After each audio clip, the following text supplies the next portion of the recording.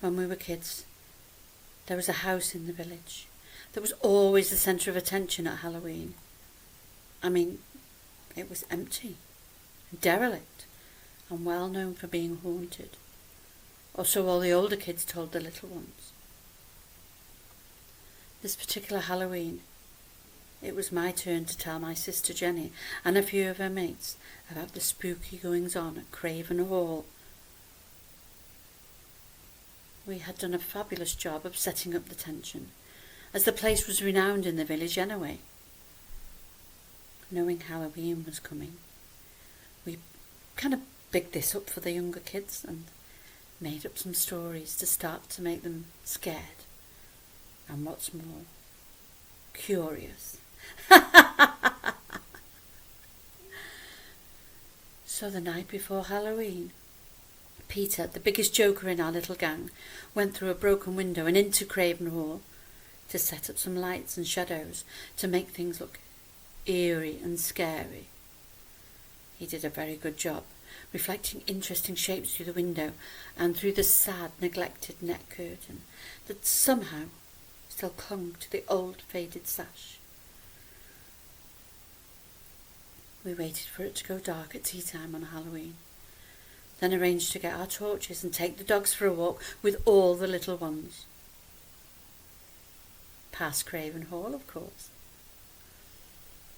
Peter had already wolfed his food down and agreed to run there to light the windows, ready for a night of terror. We dressed in different scary costumes and set up spooky stories on the way. As we turned into Bent Lanes, towards Craven Hall, we really played on how haunted the hall was and what dreadful and blood-curdling things had happened there. My little sister Jenny was already close to tears. I tried to be nice and say she couldn't turn round and walk back all on her own, and that as a big sister I would look after her. All while continuing to scare the living daylights out of her and her friends. Peter's little brother Tom was revelling in the detail of all the ghost and ghoul stories, asking a few too many questions. I was certainly kept on my toes that day to keep making up more stories, and was relieved to be backed up by Peter every now and then. We walked towards the hall, and we started to point out the spooky setting that laid before us. Two of Jenny's friends screamed. This set the dogs off, and there was a real commotion. Jenny carried on crying at a higher pitch and higher volume, and it all came to a sudden stop as the wind caught the net curtain and the glass, already with holes, broke and smashed to the ground. The ripped and off-white curtain took off into the darkness as if it was a ghost taking off, just missing Jenny's head. My heart was racing. Peter shouted out something unrepeatable, and the little ones just ran back home. I knew it wasn't far, but it seemed a very long way home, as Peter and I were shaking, and for once, speechless. I left Peter and his dog at his gate, and walked down the road, alone and scared, into our house. I remember smiling sweetly as Mum asked me if I was okay. I managed to contain myself, taking a deep breath and squeaking, "Yes, of course. Please may I have some supper?"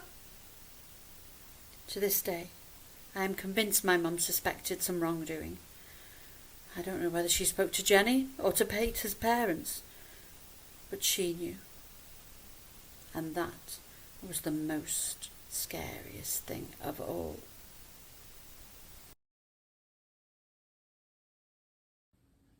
Here's a mystery for you.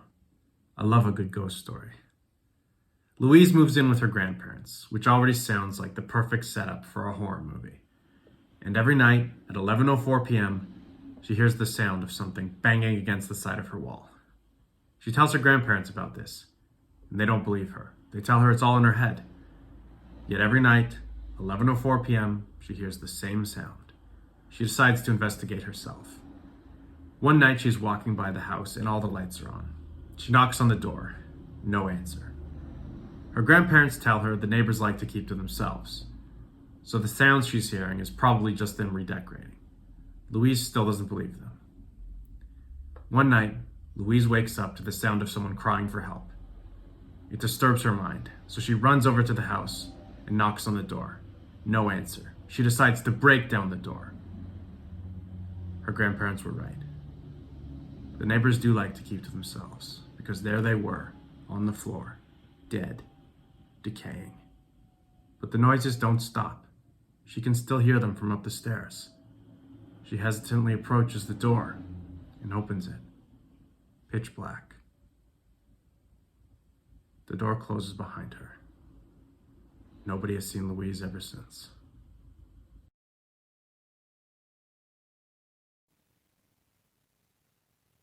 Why do ghosts have to be scary?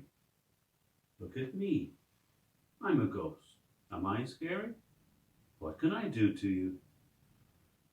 I don't rattle chains, I don't scream, I don't bite, and I don't say boo, please. Randolph Fielding was my name, and I've been haunting this old mansion for nigh on 200 years. Randy was my name and Randy was my nature. That's how I died. Shot dead by a jealous husband who came home too early. I saw this place when it was shiny, grand and glorious, with fresh, flowery smells. Now it's all dark and damp. I'm sure it smells rotten, but I wouldn't know, because I can't smell anymore.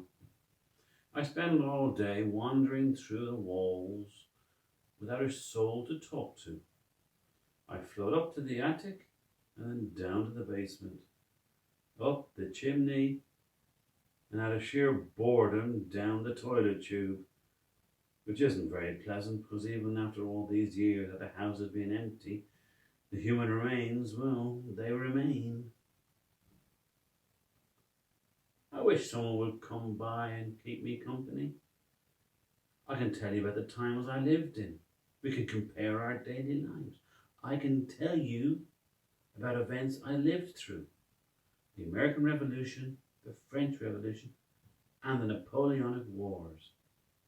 But I must warn you, I'm not the only ghost in the house. No, there are other ghosts. There's the ghost of a girl in the small bedroom. Betty is her name. You'll love her. She's lovely. Very friendly and chatty. She died in that room of smallpox. She lived in the house 30 years after we did. Poor girl. And she never leaves the room now. I don't know why. And then there's Ernest, my older brother. He's in the big bedroom, where our mother used to lock him up whenever he did something wrong, which was a regular occurrence. Now he is scary, very scary. But then again, he was scary when he was alive.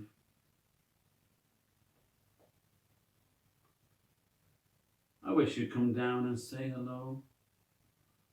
And if you like it here, you can stay forever.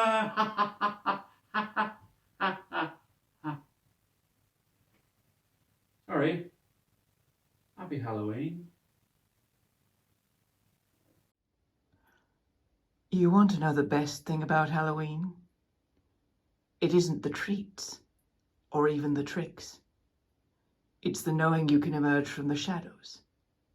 It's the knowing you don't have to hide. It's the walking the streets and everyone accepting you.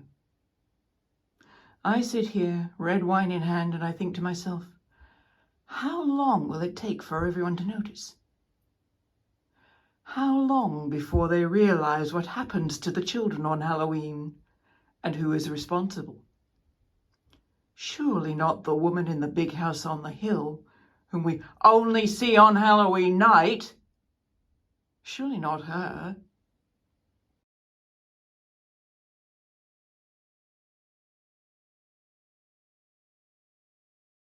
There was something about Bobby. He wasn't your typical boy, but that just drew me more to him. I'd been wanting him to invite me over, and when he did, We agreed on a meal. And maybe a walk. Something normal. The meal went well, but he started acting strange after we'd eaten. I could tell he was flushed and he was scratching.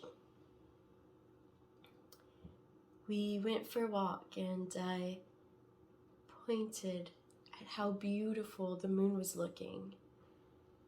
And his face changed. He was panicked. I turned my back and he was gone. I searched, I shouted, then I heard screaming.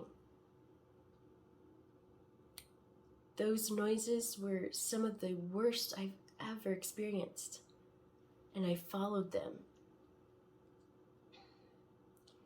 I thought Bobby must have been attacked, maybe by a bear.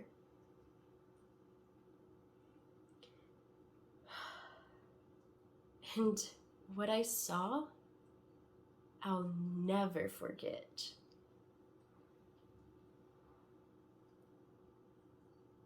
Right before my eyes, my Bobby disappeared.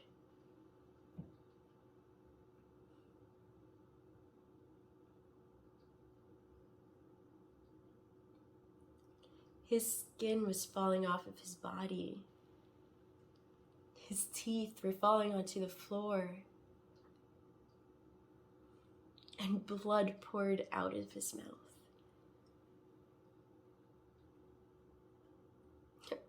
A wolf. Bobby was a wolf.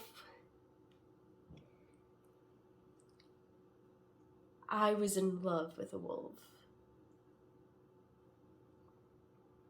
He shook the blood off of his fur and ran away.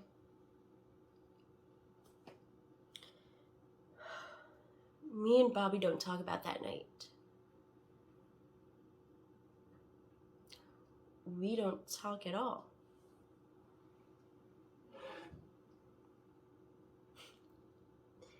I wouldn't know what to say.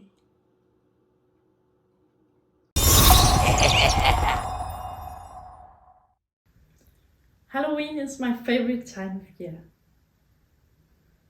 Halloween is the one time of year we don't have to hide. Halloween is the one time of year being us is celebrated. I remember the first time I saw someone dressed like us. I thought it was the funniest thing I'd ever seen. Pointy hats, broomsticks, capes. We bless our homes at Halloween to keep away any spirits that might wish to do us harm. We make potions to enhance our powers and to bring us luck.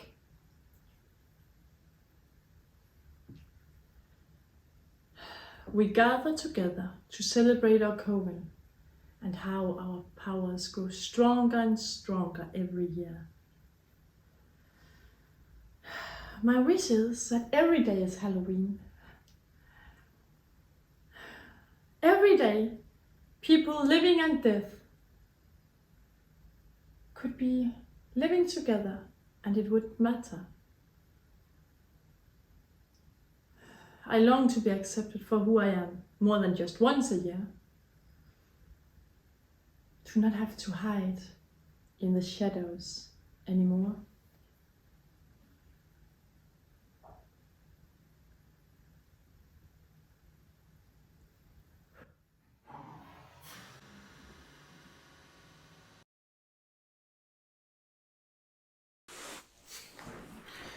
Hey, buddy.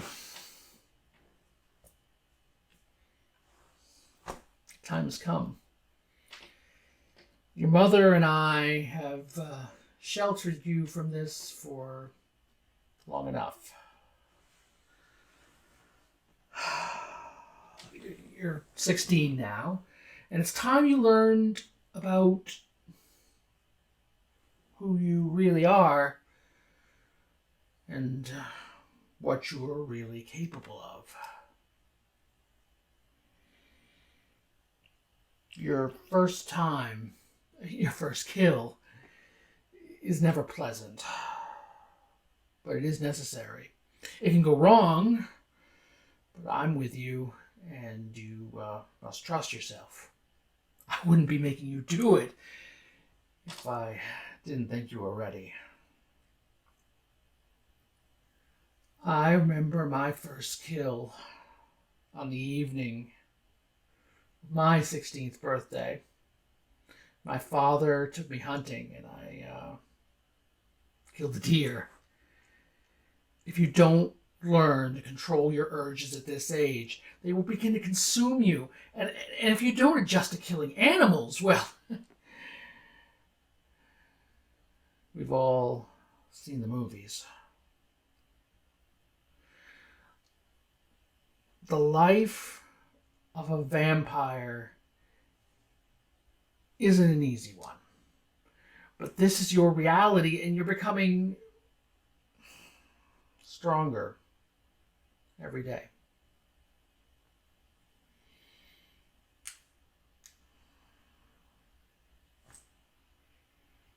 So, get your coat. We leave when the sun sets.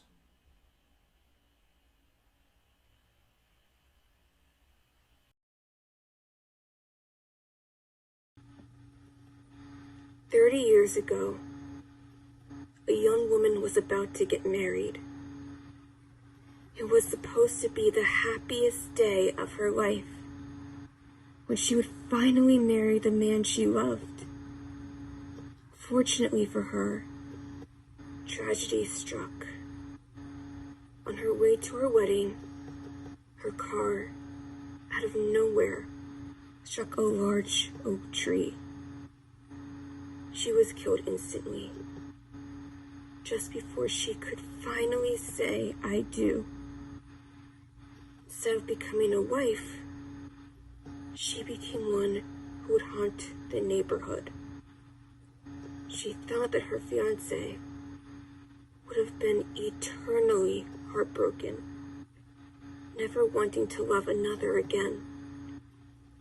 But instead, he found love again almost instantly, married his new lover, and began a family with her. He was always happy and never showed a sign of grief and despair for the woman he almost married. But she didn't haunt him, nor his new family. Many times she tried to bring herself up to it, but she couldn't. Instead, on the anniversary of when she met her untimely death, she would return to the large oak tree and cry the whole day, from dawn until dusk. To others, it sounds as if the large oak tree is howling. You might be wondering how I know this for sure. Well, that's because that woman was me.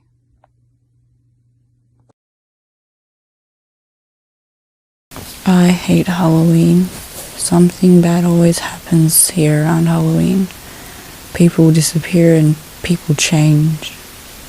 Last year my sister disappeared. She went trick-or-treating and never came home. It's my turn this year. In this town, only one child from each family goes trick-or-treating. And I never really wanted to do it, so it was always my sister that went. But now that she's gone, I don't really have a choice. Someone in our town is taking the children. I leave my house and the street is quiet. It's too quiet.